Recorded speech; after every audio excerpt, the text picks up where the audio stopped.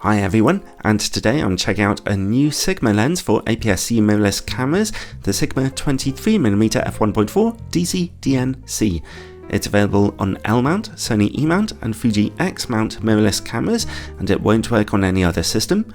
It offers an aps-c image circle, so L-mount and Sony E-mount users will have to shoot in crop mode. Now, I tested this lens already on Sony E-mount earlier this year, and I really liked the sample images I got with it, so I'll be using those sample images again for this review, seeing as optically it's the same lens, but of course I'll be redoing all the test photos and footage on my Fuji X-T3 camera. Sigma offered to loan me the lens, and I was really curious to check how it performed on a Fuji system, as I liked it so much on Sony E. I wanted to see how well the autofocus worked, as well as its performance on that camera's slightly higher resolution 26 megapixel sensor. Now, when this lens first appeared on Sony E-mount earlier this year, it distinguished itself by having better image quality than its other Sigma contemporary peers, and a higher asking price, but the quality differences seemed worth it to me. I really liked it. 23mm on an aps-c camera is really appealing, roughly the equivalent of 35mm on a full-frame camera, pretty much the most universal wide-angle field of view of all time, not too wide to push away your subject, and not so tight that you can't get the bigger picture. And at f1.4, you can shoot in dark conditions and indoors far more easily than with a darker aperture lens, and get far more out-of-focus backgrounds in your images too. This could potentially be an extremely useful optic. Well, let's look at its build quality first. The lens's exterior design is pretty unassuming, not the sexiest I've ever seen. It feels solid and metallic though, weighing 340 grams, so you will feel it on your camera, but it's not heavy. The only control point on the lens is a nicely rubberized focus ring. It turns smoothly and responds really well with the focus motor. The lens's autofocus motor is completely silent, accurate, and nice and quick. This was the key thing I really wanted to check about how the lens translated to the Fuji X system, and it's cooking with gas here. The lens comes with quite a deep plastic lens hood. Its front filter thread size is a small 52mm wide. It does not have image stabilization. Overall, the lens isn't exactly good looking, but its build quality is great. Small and solid with excellent autofocus, certainly a little better than its older and admittedly cheaper DC-DN cousins. Let's take a look at image quality now. I have mounted this one onto my Fuji X-T3 with its 26 megapixel aps-c sized sensor. In-camera corrections are turned on for this test. At f1.4, we see fabulous image quality in the middle of your picture, excellent sharpness and contrast. The corner image quality is a little softer and less punchy, but still pretty good for a wide-angle lens at f1.4. At f2, contrast improves just a little, but stop down to f2.8 for a big improvement.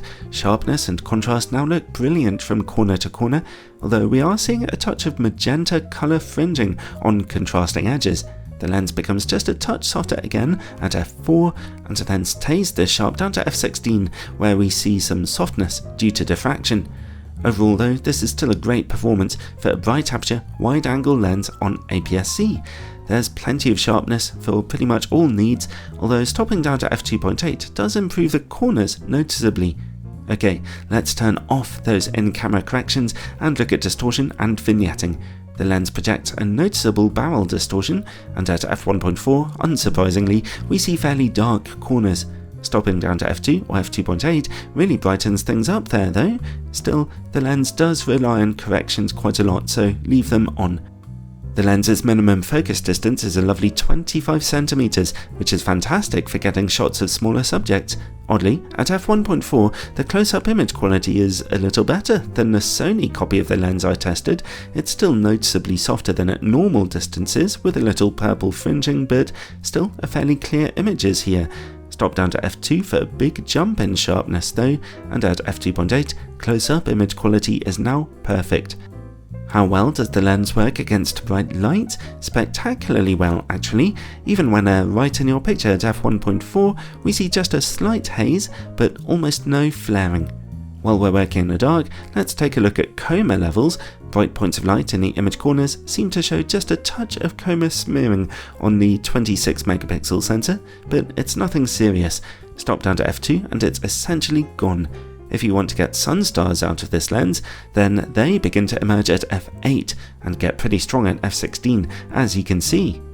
Let's take a look at this lens's bokeh now. More good news here. Those out of focus backgrounds look really lovely and soft to me, with no serious problems, except for the usual cat's eye shaped two bokeh balls in the image corners.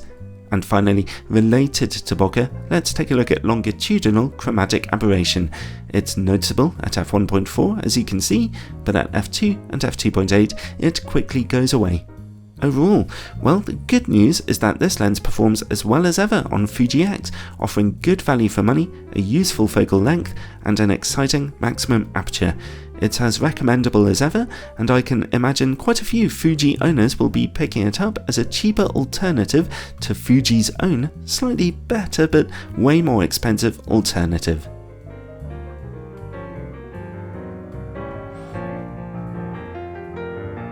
Thanks for watching everyone, and to my Patreon supporters, thank you so much for helping me keep these free lens reviews trucking on.